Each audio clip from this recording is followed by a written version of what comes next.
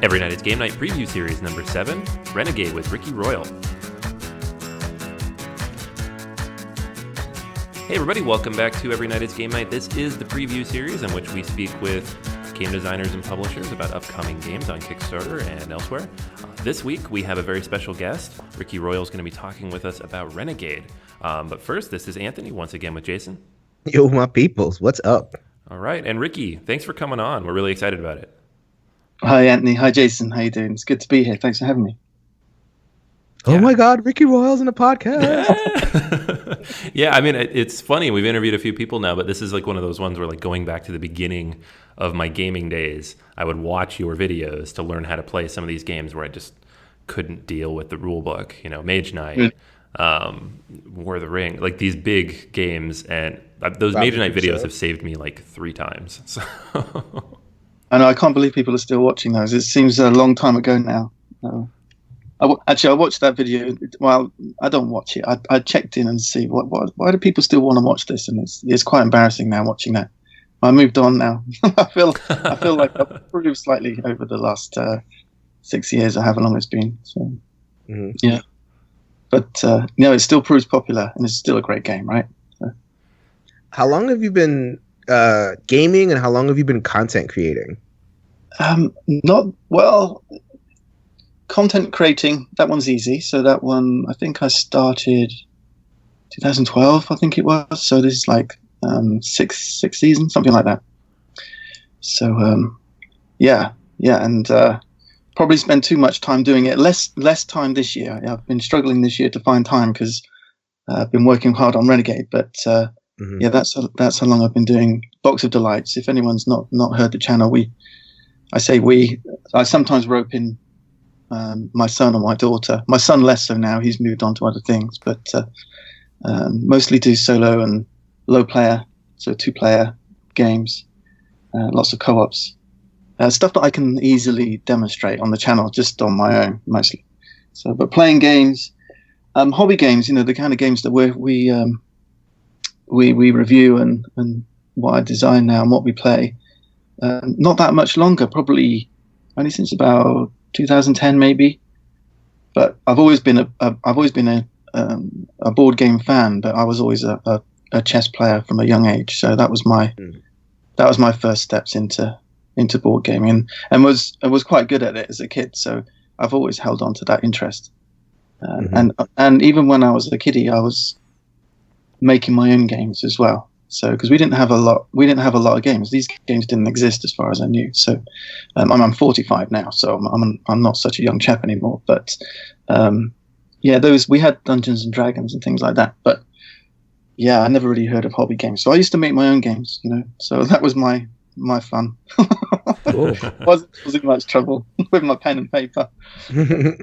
Were you Ricky Royal at that point? Because it's pretty funny. So your real name is Richard Wilkins, which is on the box, and I posted in the Facebook group, and they're like, Richard Wilkins, why should I care about this? It's like, no, Ricky Royal, you know him. I didn't know what it came about, to be honest. It was, what I created a YouTube channel, and it was just that moment of what's your login, and I put Ricky Royal, and that was that.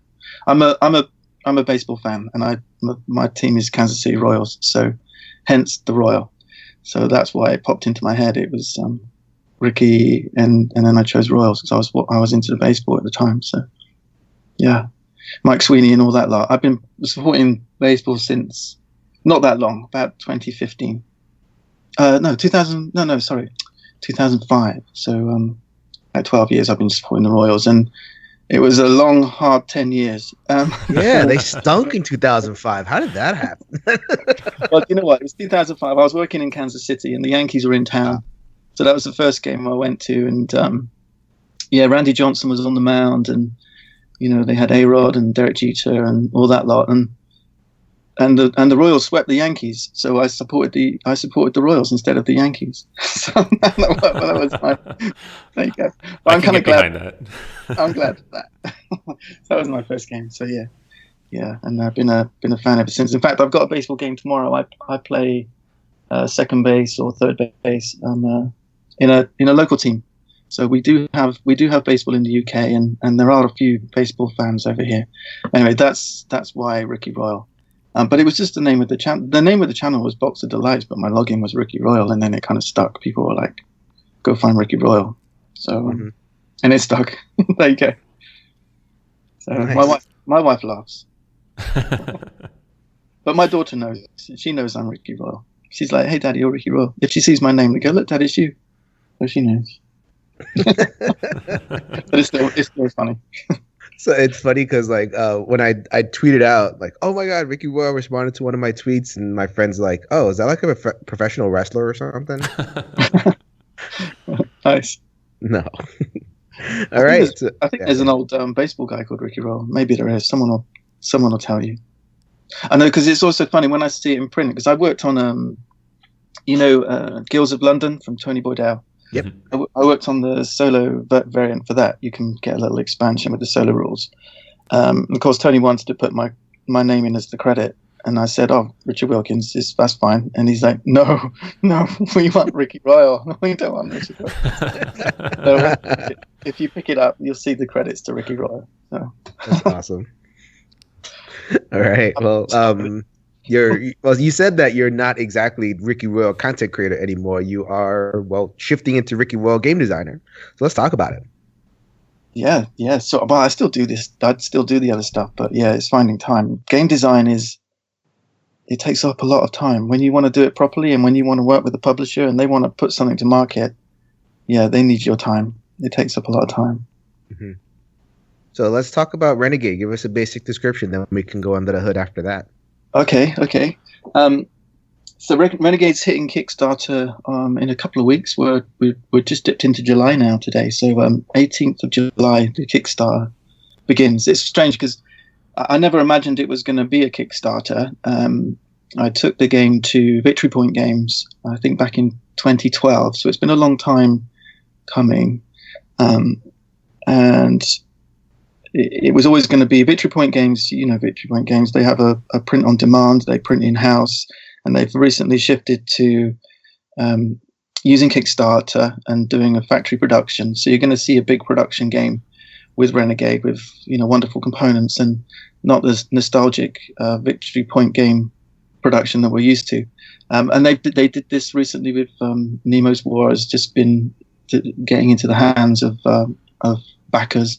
And you had Dawn of the Zeds before that, but Renegade is I took it to Victory Point Games because it's right in their wheelhouse. It's a wonderful solo and co-op Euro game. It is a kind of a badge. It's really hard to put Renegade in a box because this game has deck building, it has Euro, it has abstract, it has area control. It has resource management and hand management. It's lots of games in one box. And people say, is it a Euro game? Is it a Ameritrash? Is it a deck builder? It's got a deck building mechanic, but it's not a deck builder. Like in the same way that Mage Knight's not a deck builder, it has a deck building mechanic. But that mechanically it's lots of things. It's lots of layers, and it's a big onion with lots of layers. And hopefully players will find that when they play.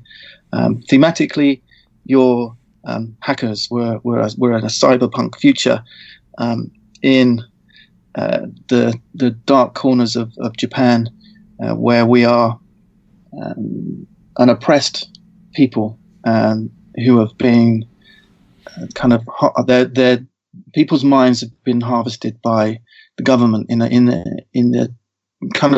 this Orwellian style of controlling the population.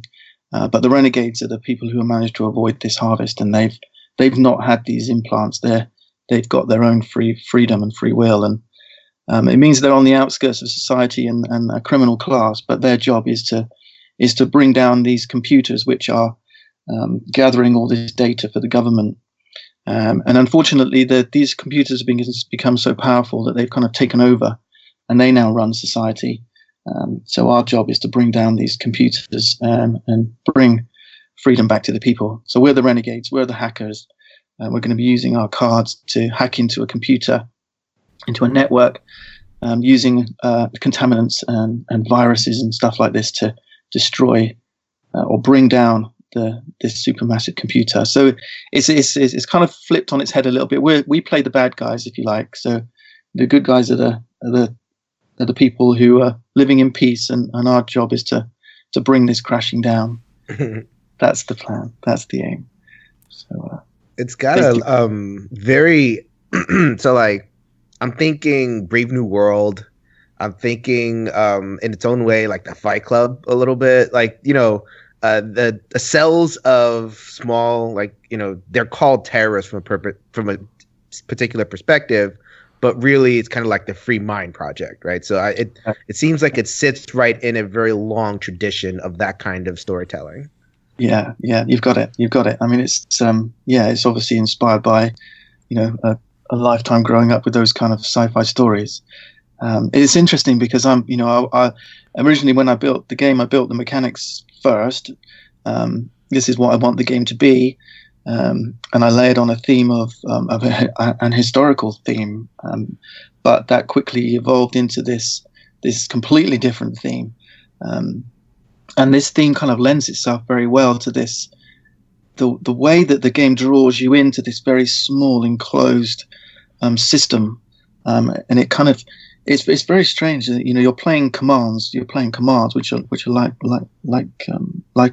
a hacker would use tapping at a keyboard, but you're using your mind, your kind of matrix style. You're kind of like, you have an avatar that inhabits this network, and it really draws you in this theme into this very small micro world, and that was the aim anyway.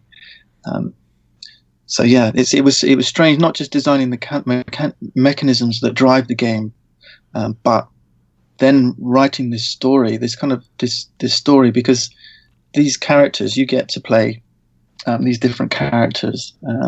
So I was reading a lot of William Gibson and things like Transmetropolitan and things like this, and watching those old movies like Tron and so on, and trying to build that story around these people and who they Hackers. There's a movie called Hackers that I saw was on the designer thing as well, which was filmed in my high school.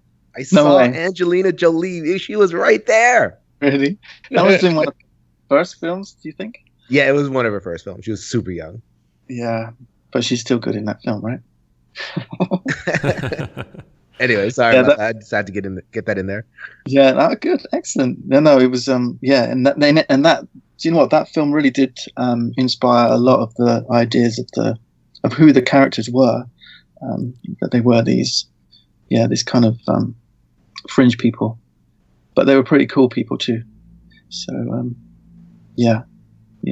Mm-hmm. So it was fun writing the story, and a lot of people have been asking for more of that story. I'm not a writer, so that's been one of the more challenging parts, has been developing the story.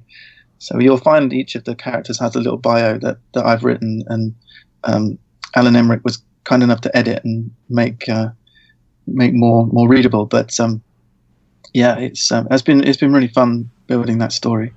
And every time they ask for more content, I've got to make more stories. So it's a growing world. Cool. So I get to ask the theme questions, and Anthony's going to come in with the mechanics questions, which is not a surprise if you listen to the podcast. You said, I wanted to go back to what you were saying before about the historical theme that you had, because originally this game was like, it was told the story of Europe through the conquest in the Middle Ages. So it kind of spanned a couple of centuries. And if anybody listens to the channel, it's unbelievable because I saw your playthrough of Cool Necessity, and you were giddy. Like, you were like, oh my God, I'm in all this history, and you were like, breaking down the history behind the cards. You clearly love that time period. How did it come about that you changed to this hacker theme, and how difficult was that?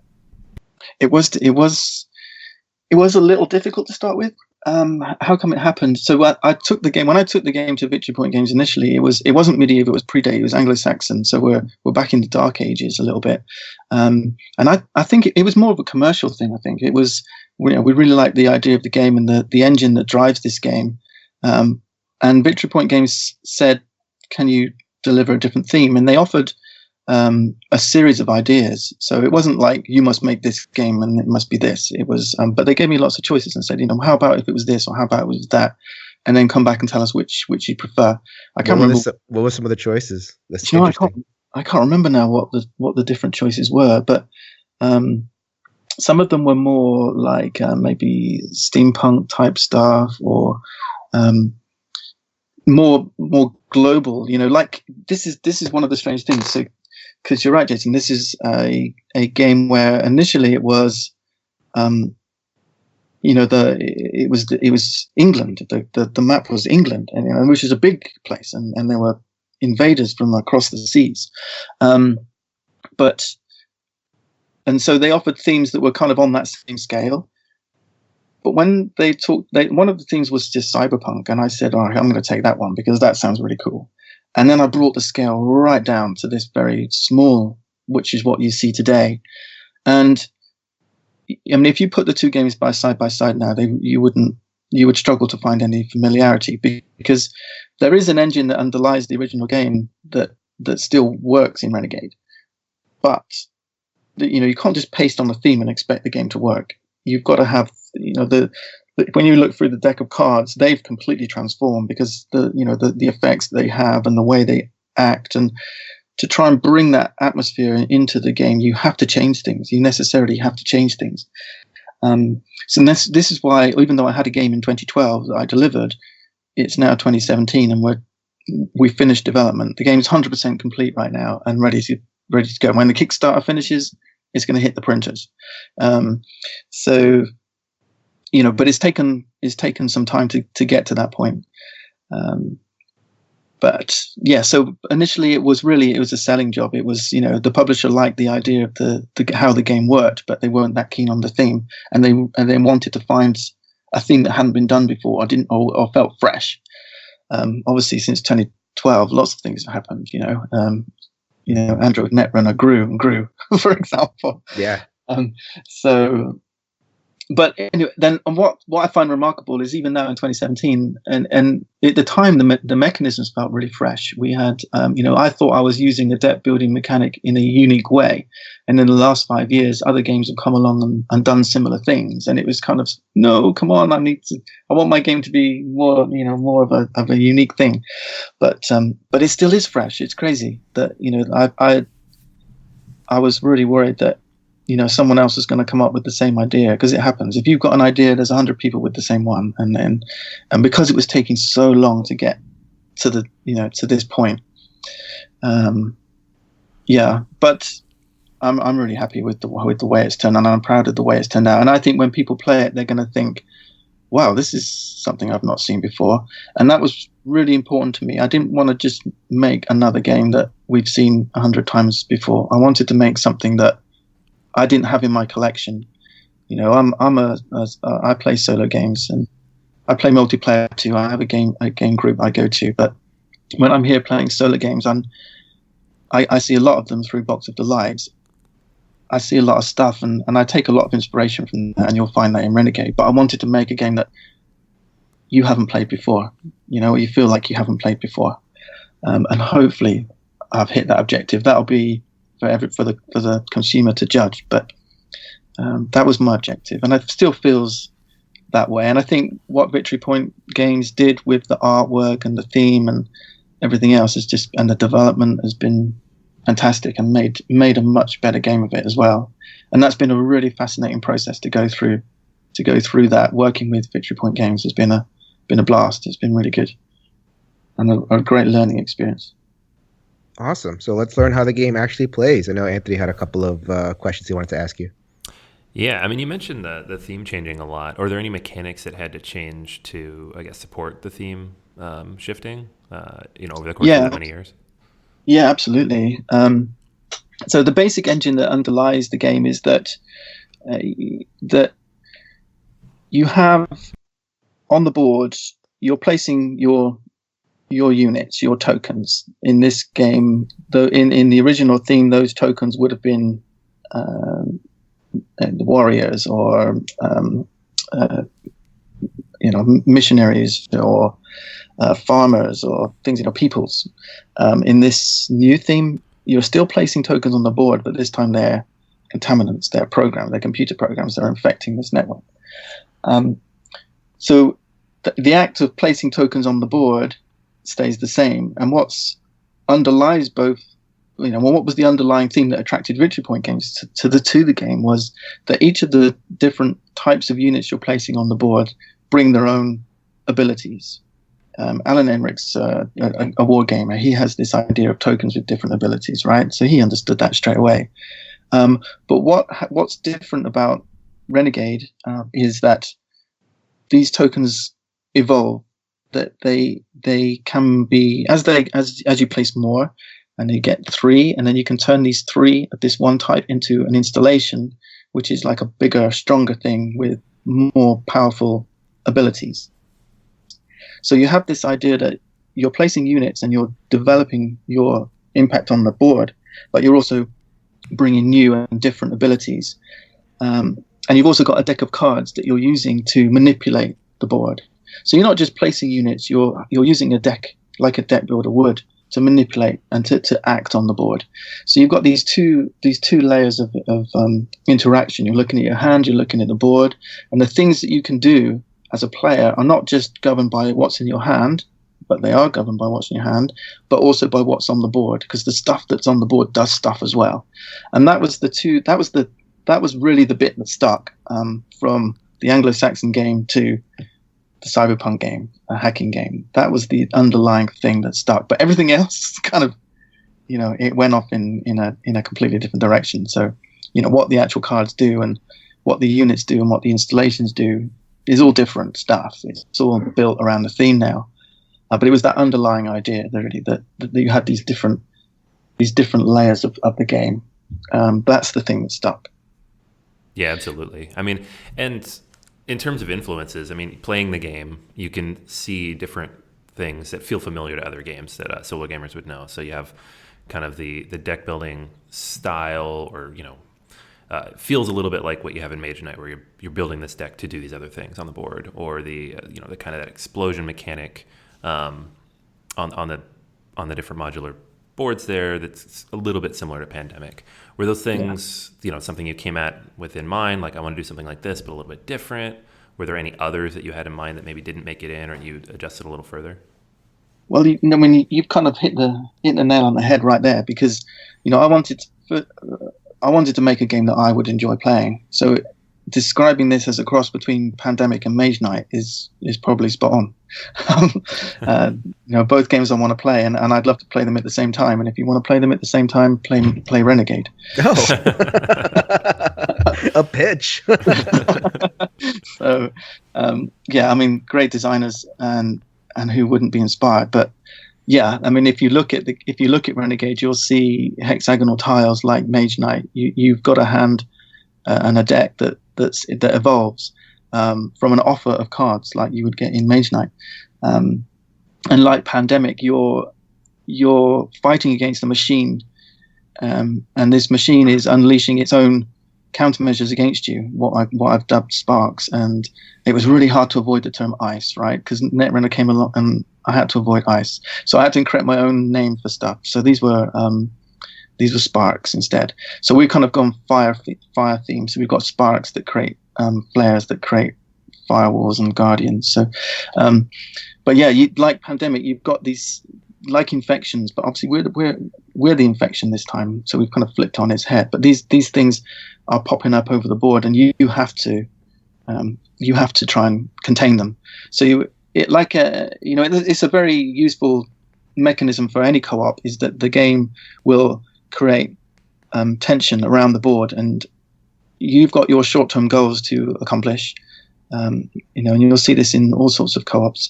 You've got your short-term goals, but you're going to be distracted by trying to keep things in check elsewhere on the board. So that's very, that's very much, what started with Pandemic is that kind of theme. The difference is, I guess, that, and what you'll see with Renegade is that these countermeasures that are coming back and fighting against you will they're not just random. Each type of, I mean, the supermassive computer you're fighting against, you've got 4 in the base game.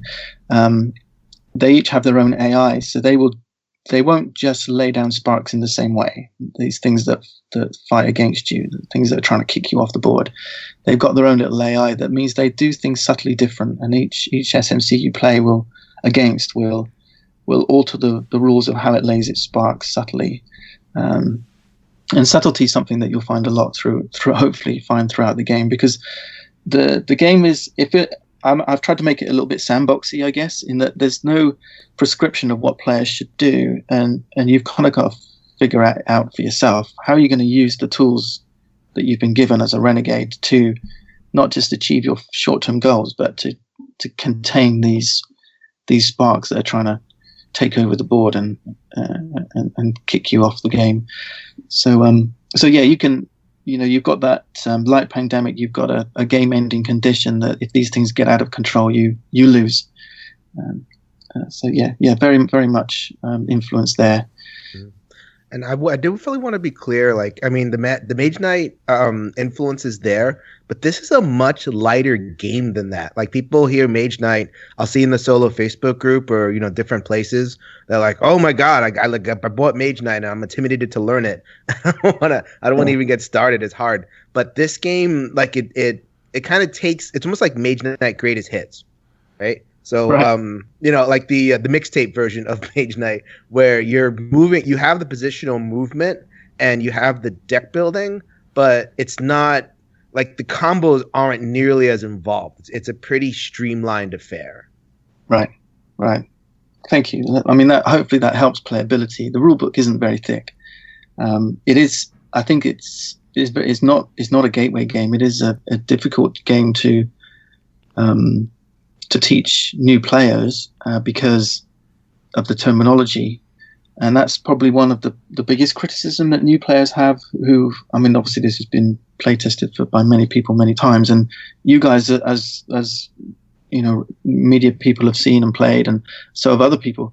The biggest obstacle is the terminology, but that was very important to maintain, because just the thing of placing sparks, and it was really cool when we were playtesting. People started building their own language with it, and it was because that terminology was in there. And if you're a person who likes the idea of going in and hacking computers, you're going to be turned on a little bit by this secret language that the game gives you to play with. So people started saying, the SMC sparking my partition. I never made that term up. It was playtesters that made that. They started, I called them sparks, but they invented this thing called sparking. So a spark would spark your partition, and that became something that evolved. And watching different people play and just using the terms, it sounds like you're in this secret fight club, like you said, of your own little world, and the rules and what everything means. But the rules aren't complex. They're called different things. But yeah, you've got a player aid right in front of you, and you don't need to refer to the rule book. It's right there. And but if you can get past the language and learn the language, then yeah, it's really cool to play. It feels cool to play. I actually took this to a game meetup, and we did a little play test. I kind of simulated, this is a play test game. That got people a little bit excited that they were playing like some kind of contraband game or something. and I actually wrote down some playtest feedback. I'm going to hit that. I'm going to hit you with that in a little bit. But is there anything else in terms of gameplay that we should know, or did Anthony have different questions? Or Okay. I mean, if you want to know how the game kind of plays out, you're fighting against this SMC. You're going to choose which one you want to play. They've got different layers of difficulty. So we've got the easy guy who you should beat 9 times out of 10, and then he's called Alpha Moby, and you got Spider and Viking. And interestingly, one of the SMCs is called Viking because of that, as a nod back to that original theme. So I kept that in. So he's still Viking. And then we got Mother, who's the mother, which is I guess a nod to Alien movies or something like that. So she's the big bad, and if you can beat Mother, then you're doing good. You're pretty good. So there's lots of challenge there. And each of these SMCs is going to deliver one or more cycles. We've been sent in by our Renegade leaders to meet certain objectives. We've got 3 objectives normally. Mother, we've got 4 objectives to try and take her down. We've got a copper, silver, and gold, and they get progressively more difficult. So this is how it's kind of an Act 1, 2, and 3 in the game. And the way that so these are objectives. They're called countermeasure cards because the SMC is going to try and retaliate against that objective and fight against us. And if we can meet those small-term goals, we'll get a reward. If we fail, then the SMC is going to hit us hard. You flip over this, you're presented with this copper, silver, gold. If you meet the objective, you flip it over, and if you succeed, you get your reward. If you fail, you get kicked. As the game goes on, actually, into silver and gold, even if you succeed, you're going to get kicked. You're just not going to get kicked quite as hard than if you fail. So, and that was probably one of the things that people said is, "Hey, I succeeded. Why did this thing punish me?" Well, this is a countermeasure. This is the thing fighting back, So these are kind of like the event-driven things that keep the game moving forward and give you your short-term goals. And then you're going to be using your cards, and you've basically got 5 different types of commands that you can use. And that was one important thing. Although you've got a deck of 15 cards, and you've always got 15 cards, this is the other thing where it's not quite deck building. Deck building's about trimming your deck or pumping up your deck and altering your deck around. This is 15 cards. It stays 15 cards, and instead what you're doing is you're playing a sequence of cards to create a more advanced command, and that advanced command will do something a little bit more advanced. It'll in its simplest form, a basic command just gives you a type of command, like it can be a destructive command, a deceptive command. It could be a cognitive command, or it could be something that's informational, something that lets you access the network. So you've got these 4 types of commands, plus a 5th called leadership, which acts as a wild card. And these are your basic commands to enact stuff on the board and to build more advanced commands. And these are the cards that sit in an offer. And the idea really is on your turn, you're not just playing one command. One command on its own does nothing. All right. If in a lot of games, you've got a card, you play it, it does something. In Renegade, you play a card, it does nothing. What you've got to do is play a sequence of cards. You've got to play a sequence of commands. And in fact, if you can string a sequence of commands together to build an advanced command, which you can then string another series of commands after, then what you're doing is you're enacting on your turn. You're not just doing one thing; you're doing a sequence of things. You're uploading a virus. You're moving that virus to this partition, and you're infecting one of the sparks. So you've got a sequence of commands that you're doing to stuff on the board with. At the same time, sparks are getting laid, and these things can, if sparks clump together, you'll find there's lots of units of 3 in this game. So 3 sparks make a guardian, and a guardian is like this powerful installation. There's only 5 guardians in the game. If you ever have to place a 6th, you lose. So the SMCs are trying to clump up their sparks to create installations which force you to lose the game. And these become more difficult to destroy. And if you can do the same thing with your contaminants, so your viruses, your replicants, your data nodes, your neural uplinks, you can build installations, and that makes you more powerful. So there's this evolving landscape of the game, and it's very colorful and unique, and nothing's really hidden. It's all there for you to see. So you know when you're doing well because you can see it right there in front of you in black, red, green, blue, purple, and yellow.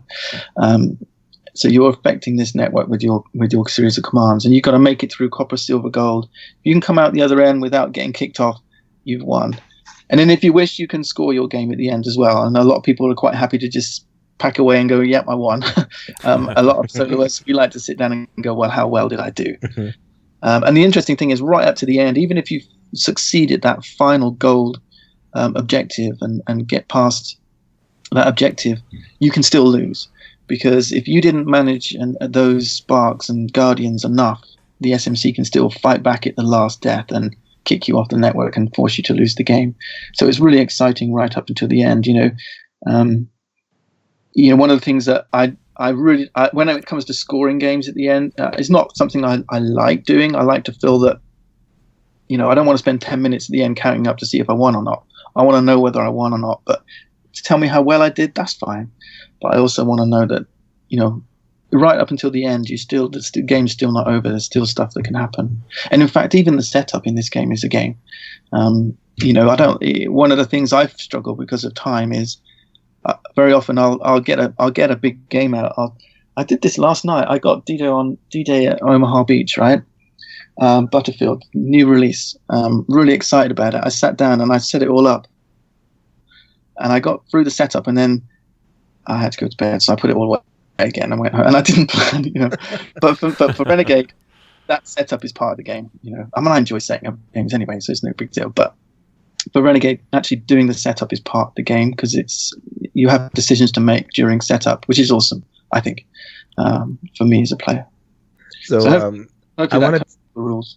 Cool. Yeah. No, I wanted to make a point about the chain of actions and how easy this game was. I emailed you this story, but I wanted to share it with the audience because it kind of illustrates some stuff about Renegade. So one of the playtests that I ran of this, it had a young woman ended up at the table who had never played games, and she got stuck at this table, and it's intimidating. Like, you look at this thing, there's all these cards. The cards don't have words; they just have symbols. And she's like, "Oh my God, what's going on here?" And we talked her through it, and kind of, okay, this is what a deck builder is. This is what movement is. This is like chess in this way. This is just kind of like doing whatever we could to kind of teach the game. Okay. And then by the end, she was pulling off these crazy Nova turns. Like, she had like her partner, her people. It's a cooperative game. Had set up. She was the green player, and they had set up a bunch of the green contaminants, the uplink nodes, I think they're called. And they have the power of, like, you could play your cards through your nodes. So if you have nodes all over the place, then you basically have control of the whole board. And she's like, "Oh, this is cool. Thank you guys." And she just like boom, boom, boom, boom, boom, played 7 cards or 6 cards or whatever it was, got the Trojan horse from A to B to C. The Trojan horse is like a thing you have to escort around the board, basically. And we're looking at her going, well, damn. Nice. You can't do that in Mage Knight. That wouldn't happen. Like, it just kind of illustrates for you guys, this game is, it is a very strategic game, but there is accessibility there, so it kind of sits at a nice middle spot. Oh, that's awesome. That's a really good story. It is nice when this is the thing, maybe it's very thinky at times, and you've got to, you're right, you're trying to put these commands together as different players play different ways, and people have different personalities playing the game. Some people will play one command, they'll see what happens, they'll move their thing. Okay, then they'll play another command, they'll do something and see what happens. Other players won't do that. Other players will, they'll line up all their cards and they'll play the whole thing out. They'll play all 6 cards all in one go and watch, and it's like they're building a program. So you've got programmers who sit and do it in front of them, and then you've got other people who like to do it piece by piece and move things piece by piece. So different types of people will play in different ways. But pulling off that big turn when you're using all your hand to make something happen, that's what this game is about. It's about making you, I wanted to evoke that joy of putting that string of stuff together. I love that about Mage Knight, right? You've got a hand of cards and you've got to try and do something with. A lot of folks say, right, on my turn, I want to do this. They get their cards and then they try and figure out how to do that thing with their cards. You can't do that, right? You've got to take your cards and figure out, what am I going to do? What am I going to do with the cards I've got? How am I going to maximize their impact? And that's kind of what Renegade does. It says, it lays down a challenge. It says, come on then, show us what you can do. And you've got to make the most of those cards in your hand. And when you pull off that great turn, if it makes people smile and they think, it's that sense of satisfaction of breaking the code, of solving the problem and beating the bad guy. Yeah, it feels good. Mm-hmm. Yeah, and the fact that you got it with like a brand new gamer was a testament to what this game is capable of. So like I said, I kind of played the role of playtester and I got some feedback. So I do like to be a little bit, try to get criticisms in there. I'm trying not to be a total softball when it comes to these preview series episodes. But I'll do it a little bit differently, and that I'll actually just give you the feedback and I'll let you react to it. Okay. So there's 3 pieces. So we got number 1. The game looks pretty overwhelming when you first start. Once you get used to everything, though, it's not too bad. We did have some spots where one person got total AP and we were just standing there, the rest of us. We could have alpha gamed that person through their turn, but we tried to be nice. So 2 issues. The AP, which is the Thinky, which is the Mage Knight, and then the alpha gamer, which is the Pandemic, as Anthony pointed out, is kind of that mix of the two. Do you feel like Renegade handles these 2 things? Okay, it handles one of them, but not so much the other. So the one it doesn't handle is the AP. This is a thinky game, and if you're a player that, well, I say that it does kind of handle it to some extent because this is a co-op game, right? If you're playing, for me, there's two good player counts for this game, or the best. There's 4 good player counts, 1, 2, 3, and 4, right? I can't say anything more, but for me, the best is 1 or 4. What happens at 4-player is whenever it's not your turn, you're thinking about what you're going to be doing on your turn. So you can plan ahead. You can plan your turn. So the way the game works is you draw your cards at the end of your turn. So you've got the cards ready in your hand for the start of your next turn. And I did that on purpose. I didn't want you to draw your cards at the beginning because then you don't know what you're going to sit there waiting for 3 turns before you get back to you, and then you draw your cards and figure out what you're going to do. So you've got your cards in your hand. You can plan ahead. But the other thing is, there's cards that you can. These advanced commands, right? You start with your basic ones and you can build advanced ones. There's some of these advanced commands you can play on other people's turns. So you're never not involved because if you've got some of these, if you haven't got these cards, okay, fair play. If you've got these cards, you can be involved on other people's turns. But not just that, there's a single offer of commands. So you're always involved because to play this game, you have to cooperate. You can't play this as 4 solitaire people. If you're playing 4 players, you've all got to cooperate. And that was really important. You have to say, right, you want that card, I'm not going to take it, but you need to do that. And as the player count goes up as well, there's going to be objectives you just can't do on your own. You need other people. So you have to say, all right, I need that contaminant on this partition so I can do this action, I can do this infection action or this modify. You're going to have to move that partition for me because I haven't got what I need to move over there. So someone's got to move it for me. So you have to ask, Bob and Jill over there, they've got to do the work for you so you can do your bit. So everyone's involved in everybody's turns. But yeah, if it gets around to you and you still haven't figured out what you're going to do, the rest of your mates might be sitting there waiting. But it's a thinky game. You've got to puzzle it out. If you want to, if you're an instinctive player, go for it. Just push the button, turn the lever, see what happens. And there's nothing wrong with that. And actually, that's one of the things that you can find. You could, and one of the actions you can take on turn is to pass. It's an interesting exercise. If you get the game, is to just pass every turn and see what happens. Because the game will play. The game will happily play. It's a machine, right? This is a computer that's happily playing and doing its thing. And it's quite interesting just to see how the game plays on its own with you doing nothing. But you've got to cooperate. And you can act on other people's turns. And some people's, like Oshinoro, his profile, his avatar will actually work for other players on their turns. So, there's lots of interaction there. And in terms of alpha player, they're both AP, aren't they? I just realized that. So analysis paralysis, AP, and alpha player, you keep your hand to yourself. And this is what I guess that alludes back to the comment I had said before.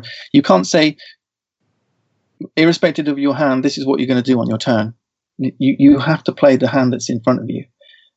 So other people can't see your cards. So unless you say, hey guys, tell me what to do and lay your cards down on the table, you can't have an alpha player telling you what to do because they don't know what cards you've got. But absolutely, you're gonna have to all be alpha players. You're all gonna have to tell each other, I need you to do this, I need you to do that, because without it, you're not going to succeed at 4-player. I say 4-player, look out for the Kickstarter. There's a stretch goal that lets us hit 5. 5 players is going to be neat. I can't wait to show you the 5th player. Wow. Okay. Okay, so I'll actually get to the end of the feedback. We are running a little bit long, but that's okay. Sorry. We have Ricky Royal. Okay, so feedback number 3. OMG. Yes, she wrote OMG in those letters. what is going on with this player board? I almost walked away when I saw this thing. There is so much on there. So many words and symbols. My goodness. Player aid should be like PowerPoint slides. Less is more. Yeah, that's a fair comment. But I'd rather have it all there on one board rather than have to thumb through the rule book. So get your game, read the rule book, put it back in the box, and then use the player aid from here on in. It's being redesigned. So Clark and Noel at VPG have been working on that, and it's going to look neater. But yeah, there's lots of different actions you can take. So you've got these different types of contaminants and installations. So there's going to be 8 different installations of things on the board, right? That do different things, and you can take lots of different actions with them. So blue stuff the information stuff lets you move, and yellow stuff makes you do deceptive stuff like modify, and red stuff makes you do attacking things, destructive, they're viruses. And green things let you use your brain, they're neural things. So yeah, there's lots of different stuff you can do. Each Renegade has this huge toolbox to do stuff with. So it's all right there on that player aid, and each player aid has a profile, and each profile has its own special ability as well. So you get to know your character. Yeah, I hear you. It's all there on the player aid, so that you can put the rule book in the box. Hopefully. We're going to put a turn of sequence on the back of the rule book, so you can't put it in the box. You got to keep it so everyone can see the turn of sequence. But yeah, at least you don't have to open the rule book, which is yeah, except to look at the lovely pictures and read your lovely professional stories. Yeah, I did a walkthrough as well, and Mage Knight has a walkthrough. I did the same for Renegade. So the last 2 or 3, 4 pages are a walkthrough to help you into the game. So look out for that. Player number 5 is Rupert Stans, the Renegade Ace Renegade First Class. He's the Renegade trainer. He'll walk you through the walkthrough, but you can actually get to play him. So there you go. There's your scoop for the podcast. 5th player is going to be the trainer himself, and you can actually play him in the game. Nice. So, cool. All right. So is there anything else we got to know about the Kickstarter? So you said that Victory Point is actually going to give it the real treatment, not the laser cut, napkin in the box type components. Yeah, you got it. And then, yeah. So if you're one of the lucky folks who got one of those preview copies, keep hold of it. There's only a few of them about. So I don't get involved in the commercials. That's all. I'm just a designer, but I can tell you a few little things about the Kickstarter. So you've already learned that there's hopefully a 5th player stretch goal. We're going to have lots of component upgrades. So we're looking at wonderful custom dice. There's dice in the game, so look out for those. I'm currently working on some expansion material, so little booster packs. So look out for those. What else have we got? Possibly a dice tower, I think, because we don't want things flying all over the board when you throw the dice. We're looking at some tarot-sized cards for the SMC, so you've got some bigger cards with all that stuff on. There's lots of little goodies in there in terms of components. Content-wise, you're getting 100% of the game, which is really nice. The only thing that might be extra is the 5th player. Maybe on the back of those player aids, you've got some player aid cards, right? Mm-hmm. On the back of those is blank at the moment. You might find something going on the back of there. So more characters maybe with different abilities. So look out for those kind of stretches. So though it's a 100% game, you may get some extra stuff if we manage to get some stretches resolved. We'll see. I don't know how they're going to play it. We'll have to wait and see till July 18th. And we'll find out. All right, That's all I got. All right. Excellent. Yeah, no, that's fantastic. I'm excited. I having had a chance to play with the classic VPG style and getting to see the full final version will be cool. Yeah, and these guys are really learning as well.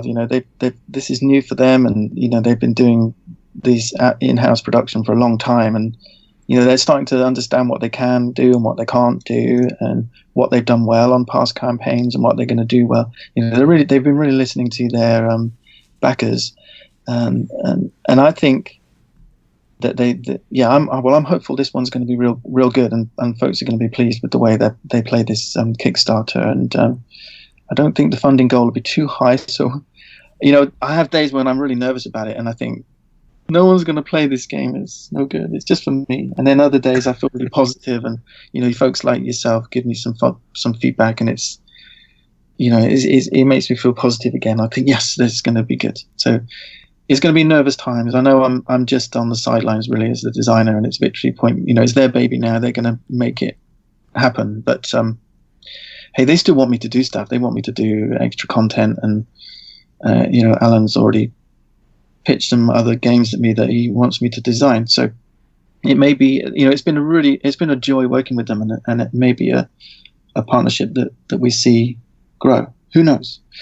But it's certainly a wonderful spring off from this little YouTube channel that started as a time filler. I recommend anyone who plays games, have a go at designing your own game. Make the game that you want to play.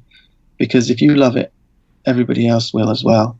And try and do something new, not just will out something that other people have seen. Don't make a game that as a designer, as a publisher, you've got to make a game that sells. As a designer, you've got the ability to make a game that you love, and hopefully other people will share that.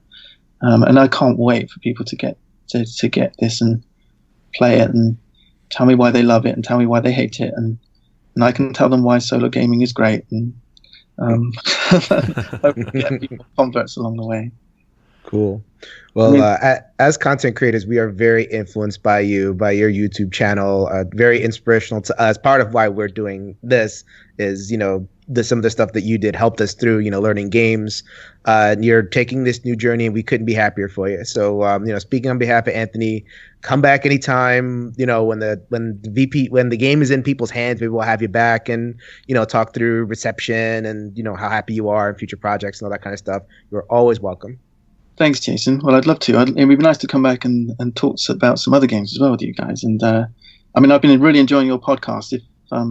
And I'll be sharing all over the place because you guys do a really good job and waving the flag for the hobby. And it's solo gaming, co-op gaming. These things are a great way to unwind and spend your time, and more people can and should enjoy it, and you guys are really helping spread the word, and you're great to listen to as well. And what a scoop! You guys are getting some really good guys. Apart from me, you've had some really good interviewees on your show. I'm really impressed. Yeah. So it's been a real good listen over the last few weeks and months. Yeah, brilliant, really good job, and thanks for having me. It's an honor.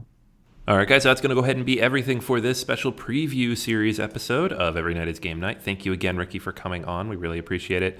Guys, make sure to keep an eye out for that Kickstarter. It hits on July 18th, so here in just a couple weeks. But for this week, that's going to go ahead and be everything. So if you have not had a chance, make sure you swing by Twitter and follow us there at ENGN_podcast. You can also find us on Facebook. Spend a lot of time in the solo board gaming group, as well as on the Board Gamers Anonymous Facebook page. You can find all of our show notes and episodes up on BoardGamersAnonymous.com, as well as in the Board Game Geek Guild 1735. And if you haven't yet, we'd really, really appreciate your feedback. Swing on by iTunes or the Google Play Store and leave a quick review. 5 stars would be incredible. Helps more people find the podcast, and we can spread the good word of solo gaming. Huzzah indeed. But for this preview series episode, that's going to go ahead and be everything. And so until next time, grab a solo game off the shelf and let's make every night game night. Later, everybody.